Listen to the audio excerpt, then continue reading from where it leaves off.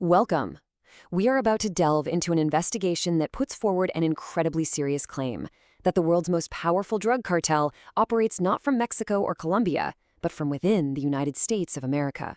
This explainer will break down the core arguments of this exhaustive report, a body of work already prompting commissions and discussions in media outlets across the globe. The entire investigation pivots on this one central question. It argues that while global attention is focused on foreign cartels, the documented evidence points to a completely different reality, one where the true headquarters of the narcotics trade is not in Sinaloa, but in the corridors of power in Washington. So, to understand this monumental claim, we're going to deconstruct the architecture of this alleged organization. We'll start with the central thesis, then examine the three pillars the investigation states supports its power: the financial, the military, and the geopolitical. And finally, we will look at the system of impunity that the report says holds it all together. Right, first things first. Let's establish exactly what this investigation means when it uses the term Gringo cartel. The investigation labels this the Gringo Cartel, an organization of organizations, effectively the cartel of cartels. It describes a systematic network where the ultimate bosses, the meros or the real bosses, operate not from some remote hideout, but from offices with views of the Potomac and from boardrooms on Wall Street.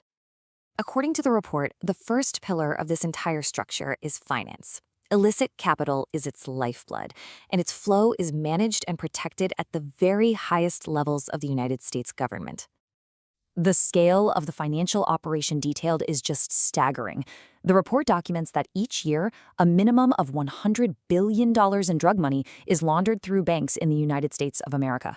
Official detection rates? A mere 1 to 5%. The investigation's conclusion is stark. This isn't a failure of the system, it is a deliberate feature. The investigation details how Donald Trump's administration perfected a mechanism for channeling funds of dubious origin using meme coins. It finds that the launch of the Trump coin wasn't some novelty, but in fact created what government ethics experts have called a blueprint for corruption, a method for anonymous investors to funnel money directly into assets that benefit the president and his family. These financial operations were, in turn, shielded by the Secretary of State, Marco Rubio. In criminal circles from Bogota to Miami, he is apparently known by a nickname, El Cuñado, the brother-in-law. This name is a direct reference to his family ties with a convicted cocaine trafficker, a fact that underlines his perceived role within this ecosystem. The report then argues that the judicial apparatus provides the necessary protection, and it highlights the case of Attorney General Pam Bondi. It details how in 2013, she received a $25,000 donation from Donald Trump. Just days later, her office shelved an investigation into Trump University. The source presents this as a clear pattern, detailing a similar obstruction of proceedings in the Jeffrey Epstein case. Okay, let's move on to the second pillar of this alleged cartel, its military arm. The investigation reveals that one of the most elite military institutions in the world functions as a primary hub for trafficking operations. Fort Bragg, now known as Fort Liberty, is home to the most revered units in the United States military, including Delta Force and the Green Berets.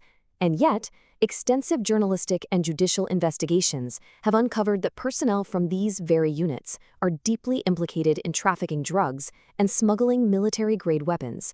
In fact, the execution-style murders of 2 Special Forces soldiers on the base were directly linked to these smuggling rings. Military aircraft were used routinely to transport cocaine and fentanyl from Afghanistan and Mexico directly onto the base. This operation is known as the Iron Pipeline, and it's a two-way street. Outbound, it supplies Mexican cartels like Los Zetas with high-powered weaponry, assault rifles, bazookas, explosives, far superior to that of the Mexican government. And inbound, it uses military assets to transport vast quantities of narcotics into the United States of America, flooding its cities. Now, for the investigation's third pillar, what it calls the geopolitical machine.